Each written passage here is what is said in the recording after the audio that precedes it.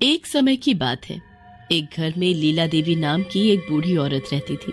उस औरत के पति का देहांत कुछ सालों पहले ही हुआ था।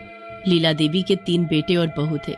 सबसे बड़े बेटे का नाम हरीश, उससे छोटे बेटे का नाम रवि और सबसे छोटे बेटे का नाम आकाश था। हरीश की बीवी हेमलता पूरा दिन बस घर के कामों में और अपनी सास की सेवा में लगी रहती थी। रवि की बीवी राधा बड़ी ही घुमक्कड़ और फैशनेबल औरत थी और कभी घर में टिकती ही नहीं थी। सबसे छोटे बेटे आकाश की बीवी हर वक्त लैपटॉप पर लगी रहती थी। एक दिन लीला देवी सुबह सुबह नहा धोकर मंदिर में पूजा करने जाती हैं। आ गए तुम सब, पर ये राधा और आरती कहाँ हैं? माँ जी, वो राधा तो पार्क गई है और आरती देर रात तक काम कर रही थी इसलिए सो रही है। हे भगवान, मैं क्या करूँ इन दोनों का। अरे कम से कम पूजा के वक्त तो सारा परिवार इकट्ठा हो ही सकता है, पर नहीं, एक को घूमने का बहाना चाहिए तो एक काम का बहाना बनाकर सुबह देर तक सोती रहती है। मेरी तो किस्मत ही फूट गई है जो मैं ऐसी बहुएं घर में ले आई।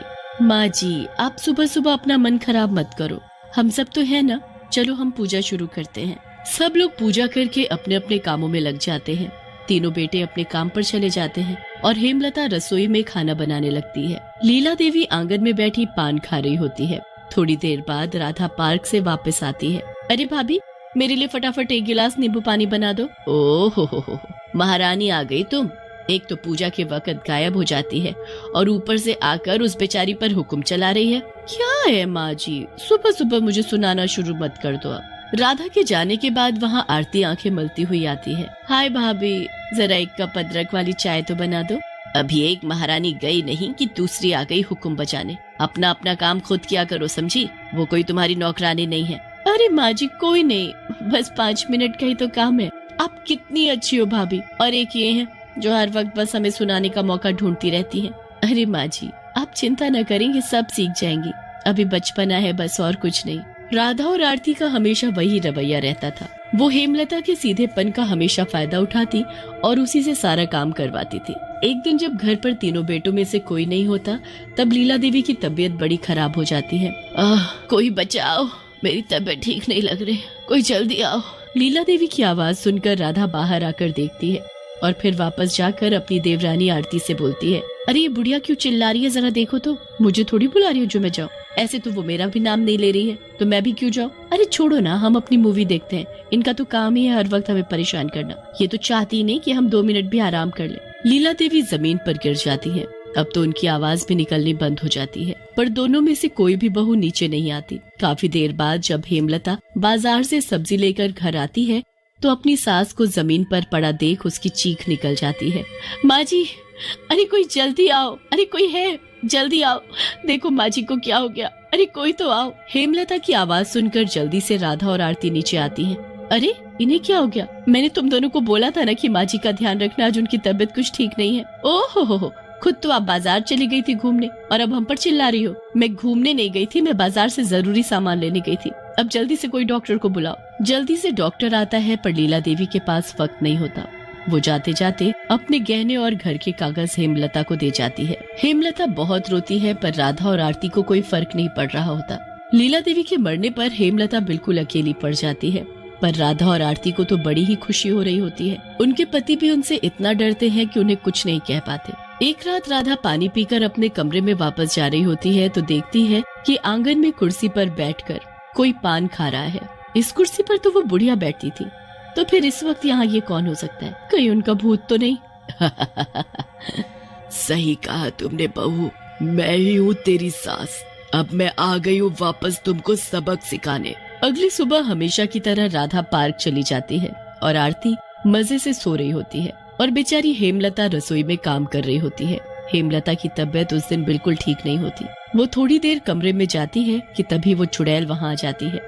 यहाँ तो सारा का सारा काम ऐसे ही पड़ा है, बेचारी मेरी बहू कैसे करेगी इतना काम, मैं अभी सब कर देती हूँ। चुड़ैल एक चुटकी बजाकर सारा खाना बना देती है और फिर वहाँ से गायब हो जाती है। जब वहाँ हेमलता वापस आती है तो ये सब देखकर हैरान रह जाती है। उसे लगता है कि ये सब राधा और आरती ने किया है, पर राधा और आरती तो उसके खिलाफ साजिश कर रही होती है। राधा चुपके से हेमलता के कमरे में जाकर अपनी सास के दिए गहने को चुराने की कोशिश करती है, पर उसकी सास जो चुड़ैल बन चुकी होती है वो उसके पीछे खड़ी होती है। इन दोनों की नजर बस मेरे गहनों और मेरी प्रॉपर्टी पर है, इसे तो मैं अभी सबक सिखाती हूँ। चुड़ैल पीछे से राधा के बाल पकड़कर उसे गोल गोल चारों तरफ घुमा देती है। अरे बचाओ बचाओ कोई मुझे। राधा चक्कर खाकर जमीन पर आ गिरती है।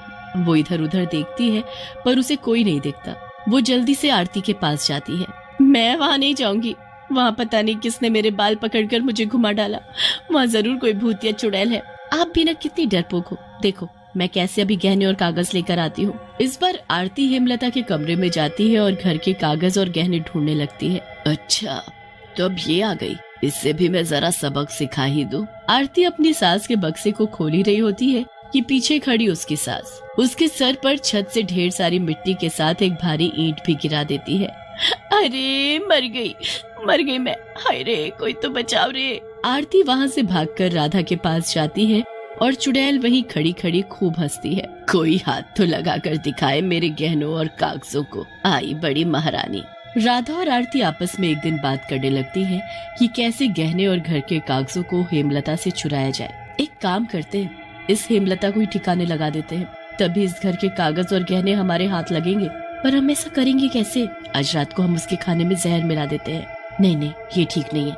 हम सीढ़ियों पर तेल डाल देते हैं जिससे वो फिसलकर ऐसा गिरेगी कि बचने का कोई चांस ही नहीं। राधा और आरती पूरी सीढ़ियों पर तेल फैला देती हैं और चुड़ैल ये सब करते उन्हें देख लेती है। ये अब इन हरकतों पर आ गई, इनको तो मैं अभी बताती हूँ।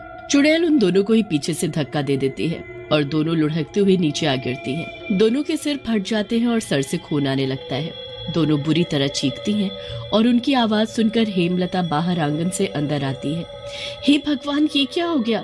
वो दोनों को जल्दी से हॉस्पिटल लेकर जाती है। डॉक्टर इलाज के लिए पूरे 20 लाख रुपए मांगता है। हेमलता अपनी सास के दिए सारे गहने बेचकर 20 लाख रुपए इकट्ठा करके हॉस्पिटल में जमा करवा देती है। राधा और आरती ठीक होकर घर आ जाती हैं और उनके आने की खुशी में हेमलता घर में पूजा रखवाती है। पूजा के शुरू होते ही लीला देवी की कुर्सी जोर जोर से हिलने लगती है और तेज हवाएं चलने लगती हैं। हे भगवान ये क्या हो रहा है? लगता है इस घर में कोई भूत चुड़ैल है। तुमने सही कहा, बिल्कुल इस घर में किसी का साया घूम रहा है। पंडित जी मंत्र पढ़ना शुरू करते हैं और मंत्रों की ताकत से लीला देवी चुड़ैल के रूप में प्रकट हो जाती हैं। कौन है तू? क्यों इन बच्चों को परेशान कर रही है? मैं इनकी सास हूँ लीला देवी। ये राधा और आरती की वजह से मैं मर गई। मैं इन दोनों को सबक सिखाने और अपनी बड़ी बहू की मदद करने के लिए वापस आई हूँ। नहीं हमने कुछ नहीं किया। झूठ मत बोलो तुम दोनों। बताओ सीढ़ियों पर तेल किसने और क्यों गिराया था? बताओ कि तुम मेरे गहने और घर के कागज चुराने हेमलता के कमरे में नहीं जाती थी। बताओ कि तुमने मुझे मरने को छोड़ दिया और मुझे बचाने नहीं आई थी। नहीं पंडित जी ये सब झूठ है। चुड़ैल दोनों के बाल पकड़ लेती है। बता सच वरना तुम दोनों को ऐसे ही घुमाती रहूंगी। बताते हैं। राधा और आरती सारी बात सच बताते हैं। हमें माफ कर दो, अब हम सुधर गए हैं। जब कल हेमलता भाभी ने सारे गहने बेचकर 20 लाख रुपए जमा करवाए थे तभी हमें अपनी गलतियों का एहसास हो गया था। अब हम सब मिलकर रहेंगे। मुझे तुम दोनों के ऊपर कोई भरोसा नहीं है। माँ जी आपको मुझ पर तो भरोसा है ना? ये दोनों सच में बदल गई हैं। आप इन्हें छोड़ दो। हेमलता के काफी मिन्नत करने पर लीला देवी उसकी बात मानकर वहाँ से चली जाती है। राधा और आरती को अपने किए पर बहुत पछतावा होता है और वो सुधर जाती है। उसके बाद वो तीनों बिल्कुल बहनों जैसी रहती हैं और हर काम मिलकर करती हैं।